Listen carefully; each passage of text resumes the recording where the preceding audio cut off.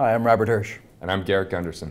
And Garrett, we're here to talk about something really near and dear to every entrepreneur's heart, which is how do you recover more cash in your business? Now, when you first start a business, you're really concerned about top line and what are your sales. But as you get into the business, you realize that sales don't really spend in terms of money, nor does it equal money in your bank account. It's not your top line, it's your bottom line. And so when you start off in entrepreneurship, you're thinking it's what you make. And as you get more experience in entrepreneurship, it turns into what you keep really quickly. And Garrett has been helping companies recover cash flow or lost cash flow for an awful long time and has some really, really specific grounded tips on exactly how to get more money out of your business. So Garrett, thank you, man, and I've been looking forward to this segment for a while. Yeah, and you know, the way that I came to this conclusion was in 1998 when I joined in the financial services field. That really meant I was a life insurance salesman and mutual fund salesman, calling myself a financial planner like what you see far too often. But when the year 2000 came and the market started to decline, in March I went to Steve Harrop, who was a fund manager that managed $5 billion and was a professor at my university, and we started to talk. And by May, I had all of my clients but one completely out of the market. So they missed several years of downturn because of a very tough decision to go and look them in the eye and say, I don't really know what I'm doing. I just handed the money over to someone else, and maybe you should just put it in cash until I find something better or find a different financial advisor.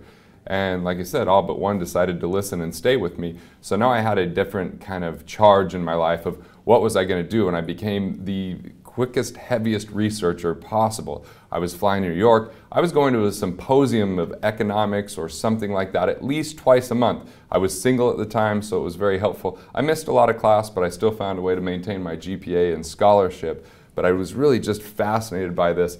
And it came up that I started to see that these business owners were overpaying taxes because I was interviewing a CPA. And then I started to look at this whole flow of money concept. When people were compounding their interest, they were interestingly also compounding their tax. And I started thinking, man, how many other areas are people, losing cash unknowingly because they're missing some financial savvy, the right questions, or even the wrong philosophy? Because look, when I started business in my early 20s, it was all about top line. I wanted the bragging rights. I wanted to say I was making 6 figures at first, and I wanted to say I was making 7 figures next. But what did that translate as far as spendable cash in my life, as far as discretionary income that I could put into a bank account after taxes and do whatever I wanted with it? That became my obsession, my fascination. And so we're going to be talking about bottom line strategies that don't have you incur new risk. Or one of my favorite questions you ask, Robert, is you always like to go to a business owner and say, would you like to make 10 times more? And they're like, sure. You're like, great, just work 10 times harder. Well, it's interesting. So whenever you hear that, whenever you talk to a business owner and they come up to me and they say, can you help me scale? I get a lot of that.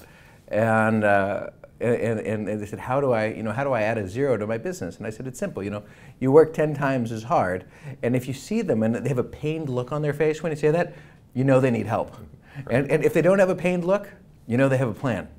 And so you're going to let that plan play out whether it works or it doesn't. But what we're talking about really specifically is how do you help entrepreneurs not only make more money in terms of top line, but keep more money that goes straight to your pocket. Because all your fixed costs are paid for, it's just marginal costs. And these are the things that really make a difference. Because if you're working so hard, you want to make sure that the game is worth winning. And if the game is worth winning, it's all about not necessarily what you make in terms of top line, it's about what you keep. So if you haven't realized that before, make sure to really, just know how the game ends, and that's where you're going to get to. And if you do realize that, and you're like, oh goodness, I'm glad we're going into this, well, you've come to the right place. So Garrett, how have you been helping people recover cash? Well, the top line philosophy is earn another dollar, run it through all the expenses, and take what's left over. And there's always kind of that joke about the watermelon salesman. They're out there, they're selling a couple watermelons. Don't know it. And so at the end of the day, they weren't able to sell any watermelons, so the next day they lower their prices. And when they lower the prices, they sell the watermelons.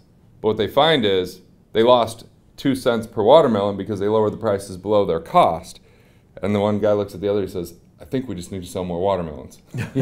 Sure. And so sometimes that's the business owner's philosophy of we just got to make more money, we just got to make more money. And that's harder work. It takes risks, it takes infrastructure sometimes, it takes hiring people, it takes effort. But I'm talking about without having to acquire any more customers, without having to put any more money in the business, without having to take any more risk, how do we recover cash? And we're going to look at a few different categories.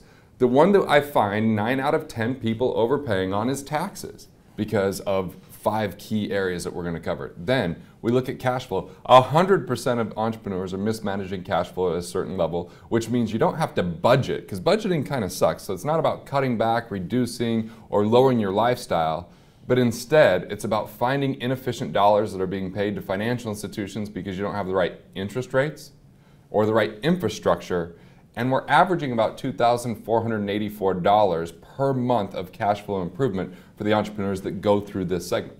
Now, after that, we're going to go into investments, the hidden fees, the hidden commissions.